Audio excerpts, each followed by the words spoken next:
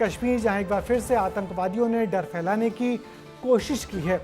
जम्मू कश्मीर के कुलगांव में आतंकियों ने ईंट भट्टे पर काम कर रहे 2 प्रवासी मजदूरों की पहचान पूछी, उन्हें बाकी लोगों से अलग किया और फिर गोलियों से भून दिया।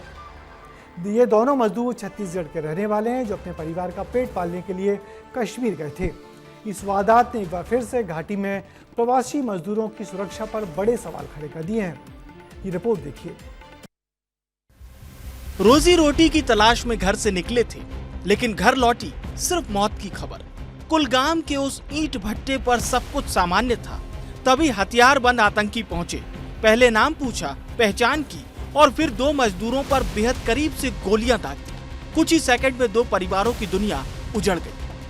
मारे गए दीपक रात्रे और भूपेंद्र भैना दोनों छत्तीसगढ़ के रहने वाले थे। एक अपनी मां, पत्नी, छोटे बेटे और दिव्यांग भाई का सहारा था, तो दूसरा अपने 2 साल के बेटे, बहन और बुजुर्ग दादी के लिए उम्मीद।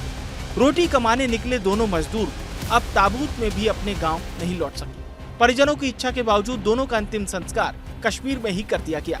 शुरुआती जांच बता रही है कि आतंकियों ने पहले पहचान पूछी, फिर हिंदू मजदूरों को चुनकर निशाना बनाया। यानी मकसद सिर्फ हत्या नहीं बल्कि दहशत फैलाना भी था। वहीं दुख की इस घड़ी में सीएम साय ने मृतकों के परिजनों के लिए 20-20 लाख रुपए की सहायता का ऐलान किया और इसे आतंकियों की कायराना हरकत बताया। आतंकवादियों के इस कृत्य की घोर निंदा करते हैं। ईश्वर से प्रार्थना है कि दोनों दिवंगत आत्मा को अपनी चरणों में स्थान दें और उनके मृत आत्मा को शांति प्रदान करें।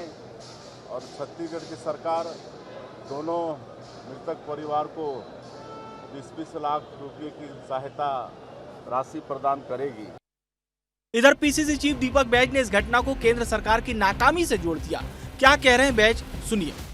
अब छत्तीसगढ़ के मजदूर का कश्मीर में गोली मारा जाना आतंकवादियों द्वारा, ये दोनों सरकार के लिए बड़ा सवाल खड़ा करता है। लाखों मजदूर पलायन करने को मजबूर हैं, जो छत्तीसगढ़ के अन्य राज्यों में पलायन कर मजदूरी कर रहे हैं। उसी का नतीजा है कि कश्मीर में 2 मजदूरों की मौत हुई। सरकार ने मारे गए मजदूरों के परिजनों के लिए सहायता राशि का ऐलान कर दिया। वहीं विस्तार न्यूज ने सक्ती और सारंगगढ़ पहुंचकर मृतक दीपक रात्रे और भूपेंद्र भैना के परिजनों से बातचीत की और उनके दर्द को जाना। सारंगगढ़ विलेकर जिले के भूपेंद्र भैना रहने वाला है, उसको भी निशाना बनाया गया और इलाज के दौरान उनकी मौत हो गई है। ये उनका घर है, देखिए आर्थिक स्थिति कमजोर होने की वजह से वो रोजी मजदूरी करने का काम करते थे। मीडिया वाले आए तो ऐसे नकली घटना हुई तो आपको भाई नहीं रहे बोलते। रक्षाबंधन था, भाई से बातचीत हुआ तो मतलब आएंगे बोल रहे थे और इसी बीच उन लोगों के साथ ये दुर्घटना हो गई। बुदेली वही गांव है जहां का दीपक रात्रे, जो 24 वर्षीय अपनी बीवी बच्चों सहित कश्मीर गया था रोजी रोटी कमाने।